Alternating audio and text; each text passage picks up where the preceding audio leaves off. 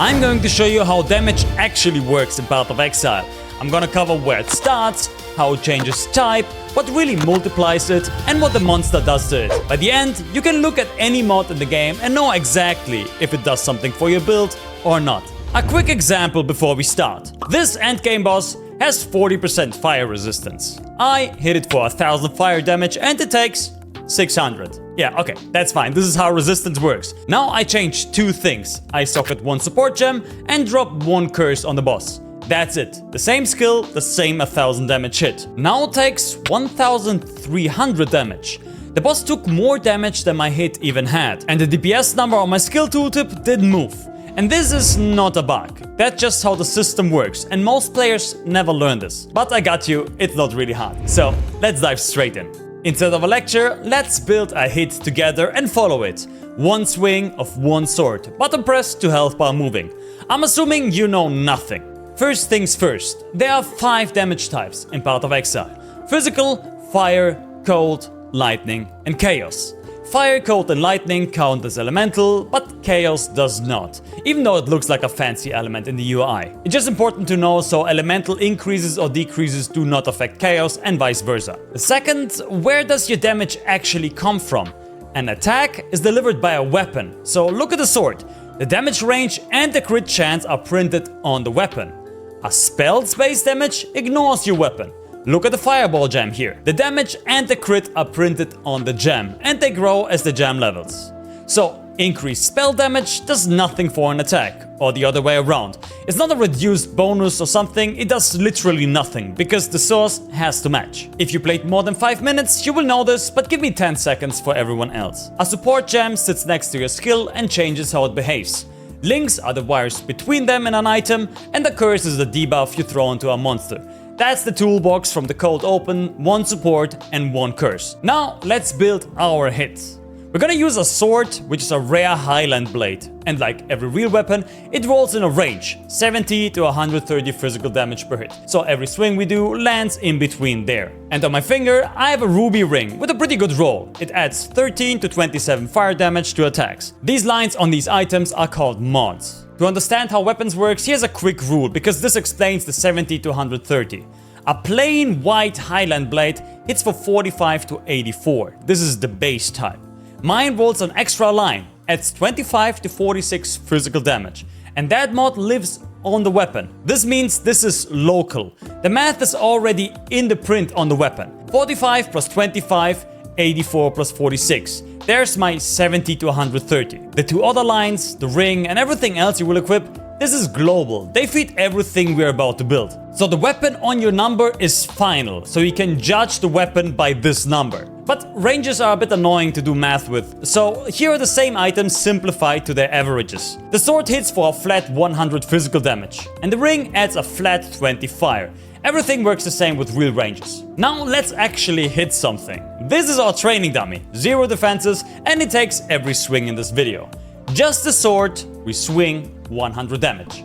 We put the ring on, we swing again, it's 120. That's 100 physical plus 20 fire. The game never blends different damage types. Every damage type runs through the pipeline side by side. Okay, let's talk about type changes, because damage types are not fixed.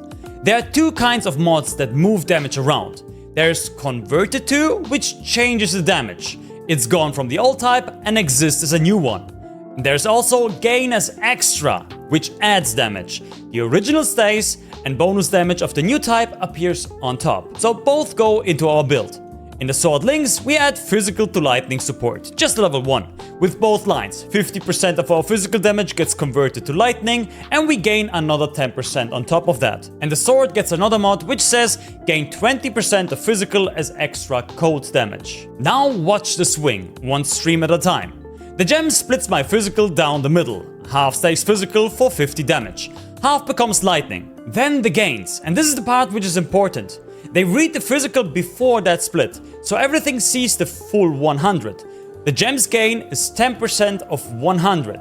So it lands on the converted 50 plus 50, which means 60 lightning damage. The sword's mod gives 20% cold, 20% of 100 is extra 20 cold damage. And the ring's 20 fire, it just rides along.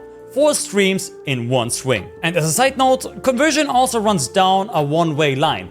Physical to lightning to cold to fire to chaos. You can skip ahead as far as you want, but never back. For example, lightning can become fire, but fire can never become cold. And here's the most important part. Converted damage remembers where it came from. The 60 lightning damage used to be physical, so it gets scaled by physical and lightning and elemental mods.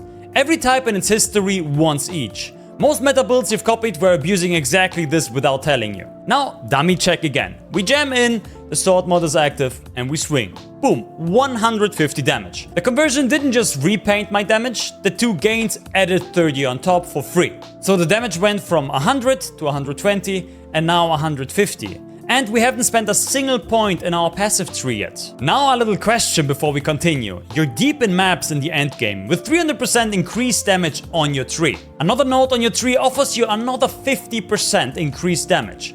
How much do you actually gain? If you want, pause the video to do the math. Okay, I will show you. It's about 12%. Yeah, the node says 50, but you feel 12. The reason comes down to 2 words that look like they mean the same thing. There is increased damage or decreased damage, and there's more damage or less damage. Every increased mod from anywhere gets summed into one pile and is applied as one multiplier. So 50% increased plus 50% increased is 100% increased. That's 1 times 2 and not 1.5 times 1.5. Watch it on a flat 100 hit. 300% increased is 4 times the damage, so 400. And the new node takes you from 4 times to 4.5, because 450%. And this is 450 damage, and not the 600 you would get with another 50% increase. And 400 to 450 is the 12.5%. So the more you stack increased damage, the less you get out of it in the end. But every more damage mod is its own separate multiplier. 50% more and another 50% more really is 1.5 times 1.5, which equals to 2.25 total. More never waters each other down, and they don't care how big your increased pile is. And this is why support gems and links and ascendancies carry the game, because most of the more multipliers live exactly there. Okay, now it's time to give our swing a real skill. Let's use Cleave as an example, a big melee attack for a two-hander. Do you notice something? There is no damage number on the gem, like with a fireball. Attack gems print a percentage of your weapon instead. A level 1 Cleave swings at 179% of base. Level 20, 511%. That's basically Fireball's level scaling pointed at your weapon. It sets your starting number and not another multiplier pile. To make things simple, ours run at 100%, so it deals exactly what the weapon says, just for easier math. The rest stays real, like tags, supports and everything else. So if we're about to choose some mods on our tree, on our gear, which mods do actually count for our swing here? That's printed on the same gem above. It's called tags. Read the top line of Cleave. It says attack, AoE and melee. So mods apply if the words match what the hit is and the damage type it deals. Our swing with Cleave is all 3. It's an attack, AoE and melee because of the tags, and it deals 4 damage types because of our weapon. So increase physical damage, yeah, we deal physical, so it applies. Increase melee damage, we have the melee tag, so it applies. Attack damage and area damage is the same story. They all land in the same pile. But let's say increase projectile damage or spell damage, Cleave has none of these tags. So it doesn't matter how big the number is, it will not affect the damage of Cleave. The same logic applies also for more or less. Melee physical damage support, yeah, we're doing physical damage, so it applies. Multi-strike, another support, says 20% less attack damage. This applies too. Less is basically the same mechanic like more, but just pointing down. So whenever you're unsure, the tag line plus your damage type settles every does this work with my build argument in 5 seconds. Just see if it matches. Back to our swing. Let's say the tree gives me 60% increased physical damage and 20% increased lightning. The physical hit does physical damage, so it gets increased by 1.6. My lightning stream was physical ones, so it collects both piles, the 60 and the 20, which results in a 1.8 total. So the flat 60 from the conversion lands at 108. And the cold damage was physical once, so it also benefits from the increase. And the ring's fire damage, it stays exactly at 20 because it was never a physical. It doesn't get anything. Now dummy check, we swing and we hit for 240 damage. We started this video at 100. It's the same sword and the same ring. We just understood the system and added some mods. Now let's talk about the links, because so far the tree and the mods on the items did all the work. Remember that melee physical damage support from the tag check? Let's put that in. And we bring Pulverize with it. Both of these say 49% increased damage at level 20. I'm gonna round to 50 so we can do the math in our heads, so forgive that 1%, okay? Melee physical damage support first. It says 50% more melee physical damage. Watch who it lifts. The 80 physical, obviously, because it's physical damage. But also the 108 lightning and the 32 cold, because they were physical ones. And the history counts for more, exactly like it does with increased. What about the ring's 20 fire? It was never physical, so it gets skipped again. So we added one gem and our damage is suddenly 350. Now let's add the second gem in. Pulverize. It says 50% more melee area damage. Our swing is an area hit and every stream belongs to that. So this one lifts actually everything. The physical, the lightning, the cold and the fire this time. So the damage we get from this is 525. Dummy check again. We went from 350 to 525. 2 support gems more than doubled the whole swing from before. And that's why a 6 link feels so powerful. The links in the support gems are usually where the more multipliers live. The same applies with ascendancy classes. But keep in mind, both regems cost a bit of attack speed, but we're following one swing and not the DPS. And also remember, if you found that useful so far, make sure to subscribe to my channel for future guides and updates. But let's continue now. Now let's talk about crit chance. First, a surprise. A crit is not double damage. The base crit multiplier is 150%, so a crit does half of the damage on top. A lot of other games treat crits as 2 times the damage, but in Path of Exile it's not that way. But we can increase that. The stat that changes it is called plus to critical strike multiplier, and it just adds to the 150%. Let's say we have an amulet and a big passive tree or something, which gives us 50% crit multiplier, so 50% plus 150% is 200%, and now our crits do double the damage. Second surprise, for attacks, the crit chance comes from your weapon. For example, an ambusher, a dagger has 8.3%, a gavel and a mace 5%, and our sword has also 5%. But that's just your starting point, because everything you stack works on it. For example, increased critical strike chance from your tree multiplies the base. And if you roll critical strike chance on your weapon, it just adds to the base critical strike chance of the weapon. And for spells, you already know the answer, it's printed directly on the gem. Now for the crit roll itself. The game rolls crit once per skill use, not per enemy, not per projectile. One flip for everything that one skill use touches. The whole screen crits, or nothing does. Damage ranges though roll freshly for every single hit. And attacks confirm every crit with a second accuracy check. That's your chance to hit basically. Fail it and the crit becomes a normal hit. But let's go back to the dummy. At our sword's base 5%, roughly one swing in 20 comes up as a crit. And we're carrying that 200% multiplier now. The 525 damage times 2, which equals 1050. From a sword that has a flat damage of 100. The exponential increase is crazy when you stack mods. Now a real monster joins the fight. Everything up to this point, we had a dummy just standing there and doing nothing. A real monster actually has defenses, and one of them changes pretty much everything. First, let's talk about armor. Physical hits run into armor. Monster barely have enough to matter, so your damage rarely cares.